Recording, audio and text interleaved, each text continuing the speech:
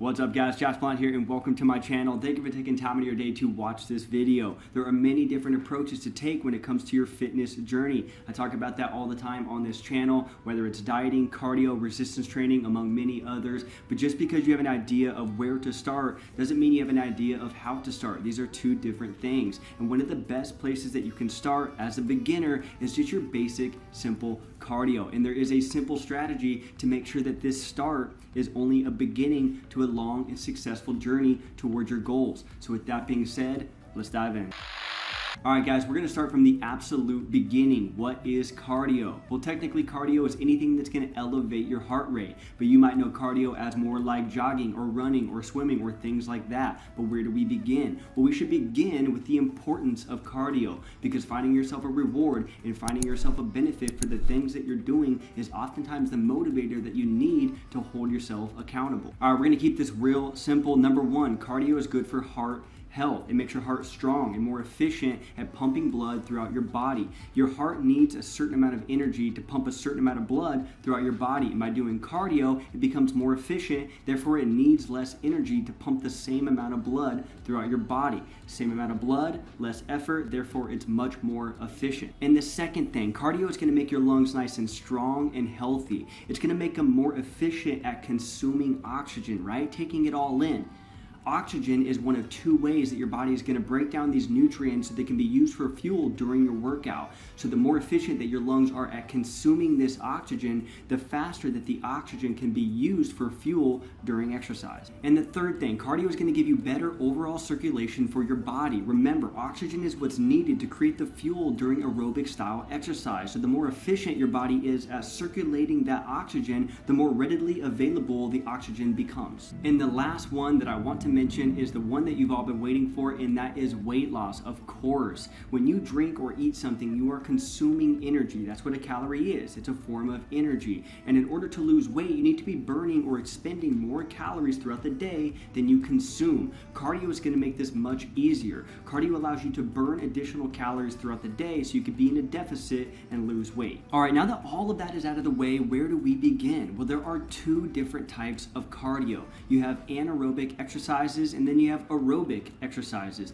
Aerobic exercises are going to be the most common and the ones that we're all used to, and that's going to be the jogging, the running, the swimming, etc., etc. Any kind of exercise that you can do for longer periods of time, more than just a few minutes straight. We're talking 10 minutes, 15 minutes, 30 minutes, an hour straight. That's going to be aerobic style exercise. Anaerobic exercise, on the other hand, is going to be more like HIIT or high intensity training. This type of training is going to require a lot more energy and can only be done in short bursts, followed by some rest. We're talking 2 minutes of all-out cardio as hard as you can go, followed by 2 to 4 minutes of rest, or however you set it up. There are so many different ways. Both of these cardio styles, the aerobic and the anaerobic, are going to generate energy a little bit differently, but we're not going to get into that. Taking a look at both of these cardio styles, it's easy to see that aerobic style, steady state, slow-paced cardio is going to be the best place to start as a beginner. High intensity training is going to require a lot more energy, and it's way more demanding on the body and way more demanding on the heart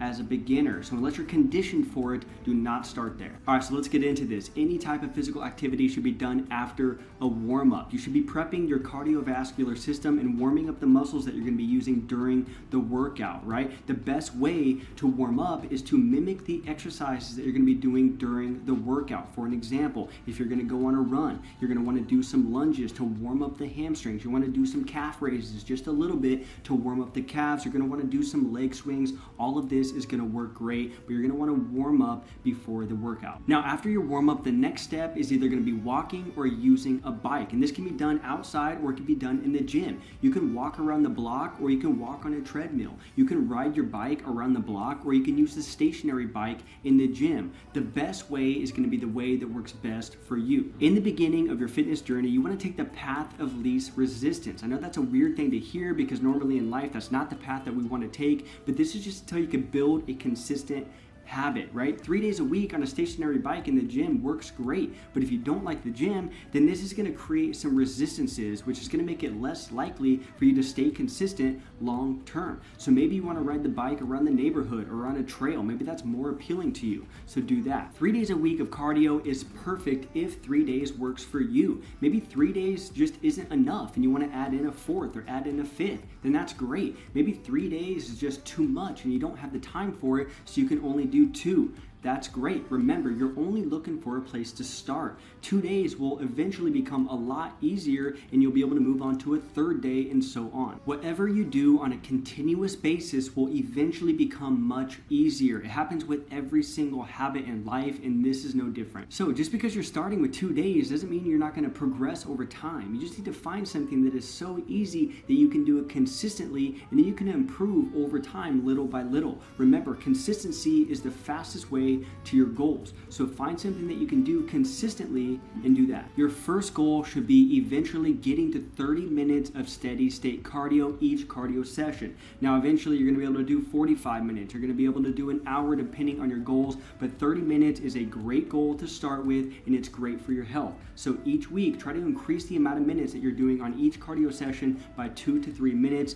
That's it. And remember, it doesn't matter where you're starting. We all have different fitness levels, so focus on you and nobody else. Just make sure that you're adding in a little bit more time each week. Once walking or a light cruise on the bike becomes way too easy, then kick it up a notch, right? Go for a light jog next, or increase the intensity of a stationary bike. Remember, small changes. Adjust these times and these intensity levels based on your own fitness level. Remember, I'm only giving examples here. So take these tips and apply them to your own lifestyle and your own fitness level. Keep in mind, if you're choosing to run outside or even on the treadmill, you're going to want to invest into some comfortable shoes. This is an essential.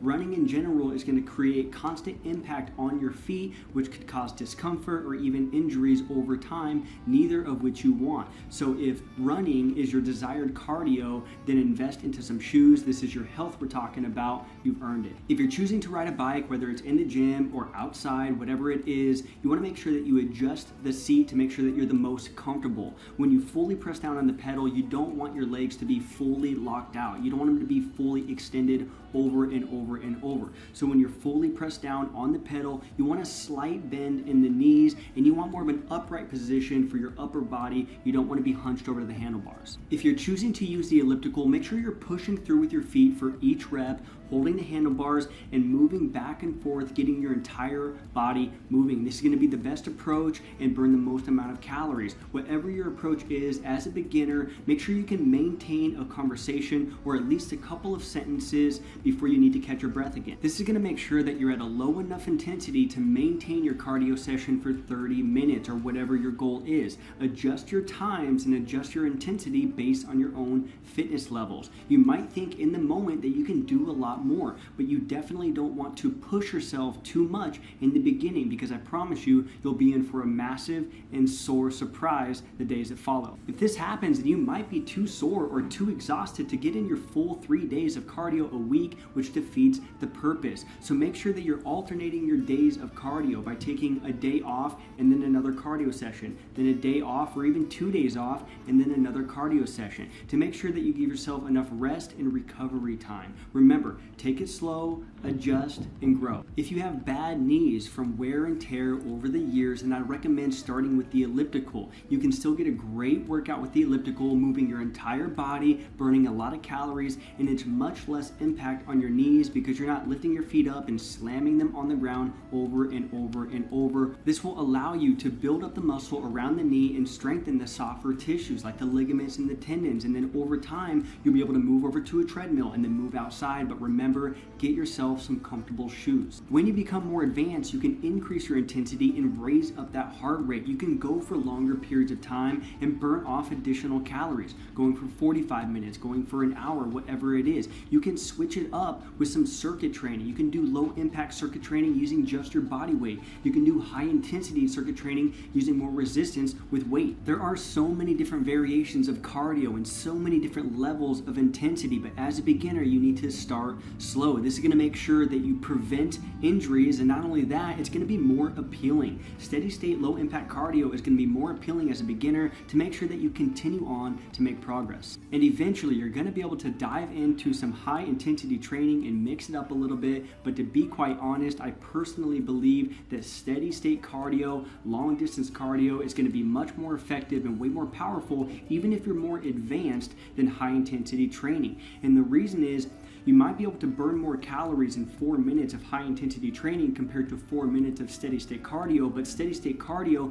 you can also do for 30 minutes, 45 minutes, an hour and a half if you want, and burn a lot of calories. With high intensity training, you're going to exhaust yourself and you're going to burn yourself out very, very quick. In the beginning, you're only looking to be consistent and get familiar with the equipment so you can build long-term sustainable habits, because long-term is where the results really are. Alright guys, thank you for watching. If you found this video valuable, make sure you give it a thumbs up so YouTube knows to share it to other people. If you're feeling generous, please subscribe to the channel. I do appreciate your support. Check out those ebooks, and if you have any questions on exercise, nutrition, or mindset, put it in the comment section down below. I will reply, and I will see you guys on the next video.